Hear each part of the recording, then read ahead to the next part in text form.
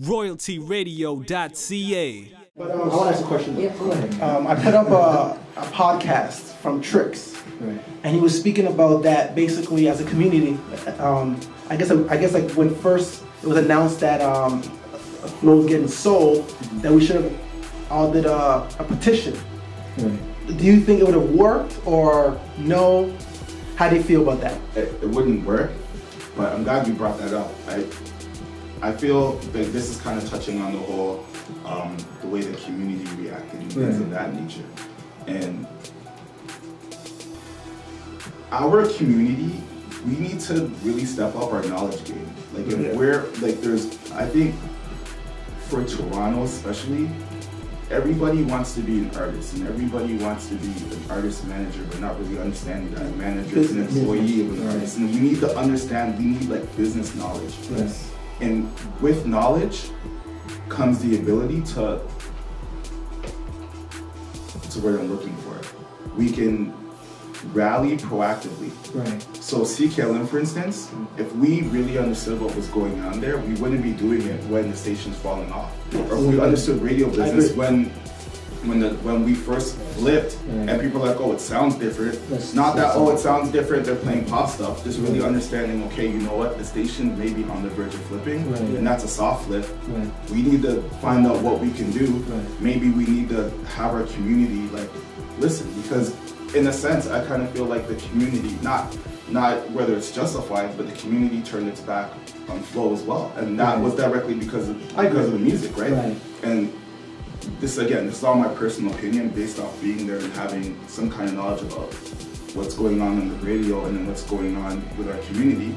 But we had a major identity crisis because white people thought that the station was too black, in a sense, not like white people who only listen to white music. Just in a sense, like if you want to tune in to pop music, you're gonna go to another source of pop. So we'll just call that for the sake of this discussion, white people. And the black people who want to tune in for black music, whether that's white or black people, it just considers people black people for the sake of this discussion, thought that Flow was too white.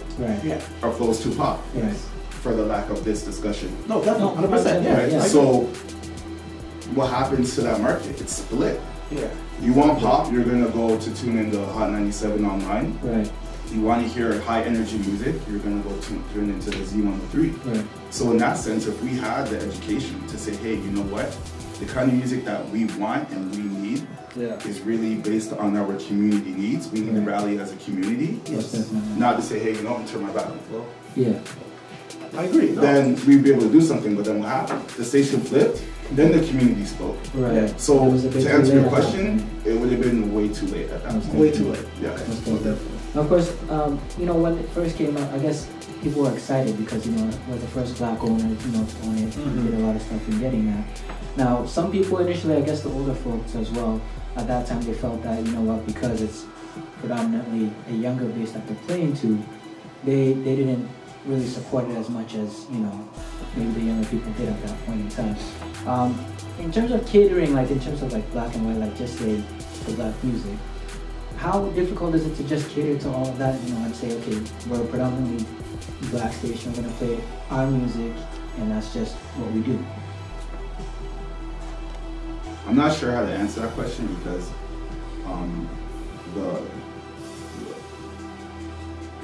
the program director, if I'm right, the national program director at CHUM said something very interesting. He said that they identified when doing the research that there is a need for that.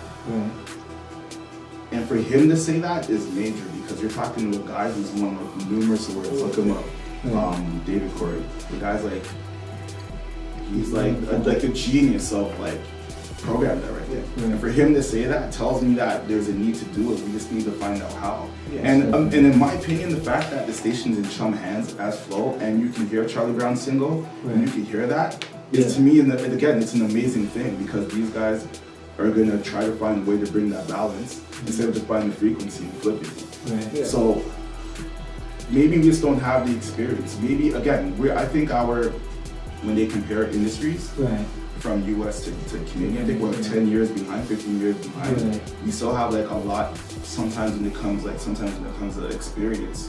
You have to grow through actually grown through things. And we don't have the experience yet in terms of like doing it on an urban level. Yeah, because don't you think, because originally Flow's mandate was to, as you were saying, to be the channel for all black music. Yeah. And you don't see Hot 97 playing jazz.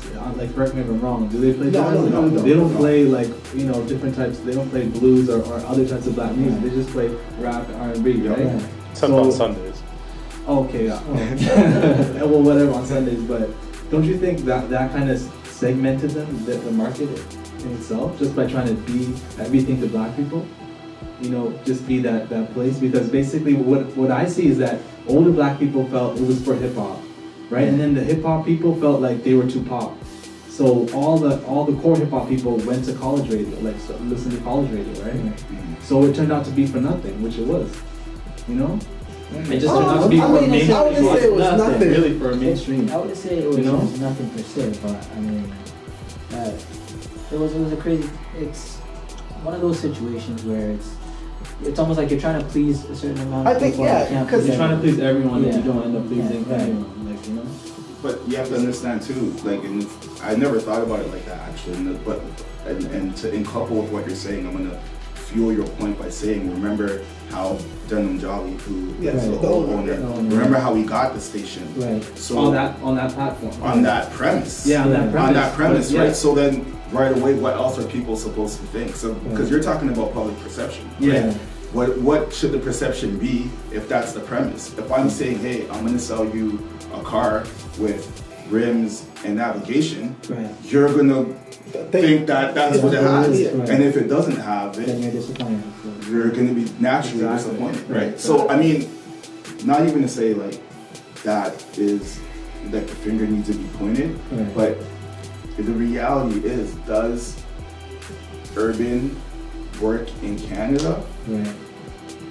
I don't want to say no, because I think even with the lane that Flo had given all the DJs and all the artists, obviously there's some kind of glimmer. Yeah. I just think we need we need more experience and we need more resources to really make it work. Yeah. And I think where Flo is now is as close as we'll get, and then we just have to see what the future holds. And that's why I've been very positive about the whole thing. For sure.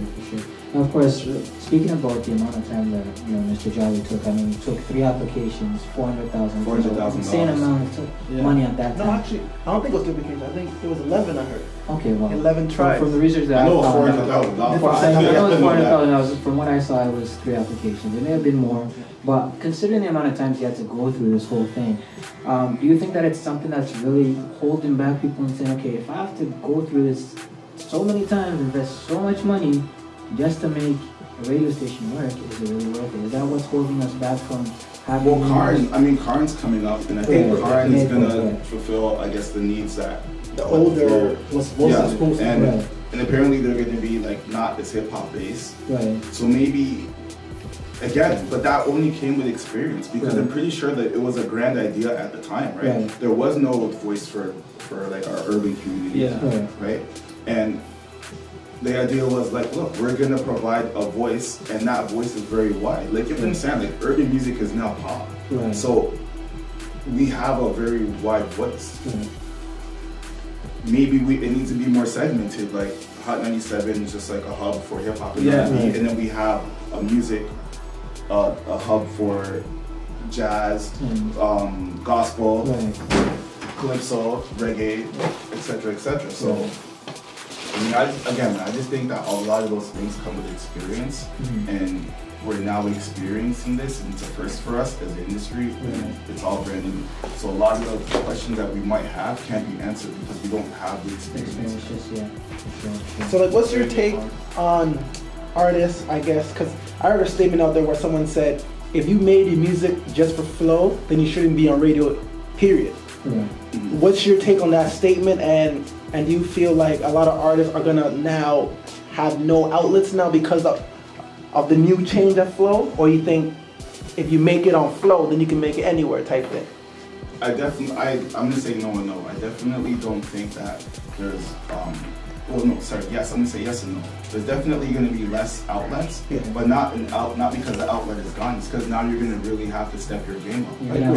But that's because of progression. Yes. Right? The station is a lot more commercial, so you need to be a lot more professional. Yes. Clearly, you need to have a product that can resonate, but not only a product that can resonate, a plan. I mean, you know what it is. Like, look how you guys do JD Arrow, right? There's a plan, there's execution, there's a video, there's a follow-up, there's things to really support a single for it to even be worthy of radio play. I agree. Right? Because even like a lot of artists don't even know what a press release is. Right. You know? Right. So definitely start continuing. Yeah. And then just in terms of like everything else, now you have Rap City. So what that tells you too is you need to spend money on a proper video. Yes. Right. Right? And making sure that if you drop the single, that's not coming out 9 months after. So you're dropping a video, it's not coming out 9 months after the single. Yeah. So yeah, in terms of that,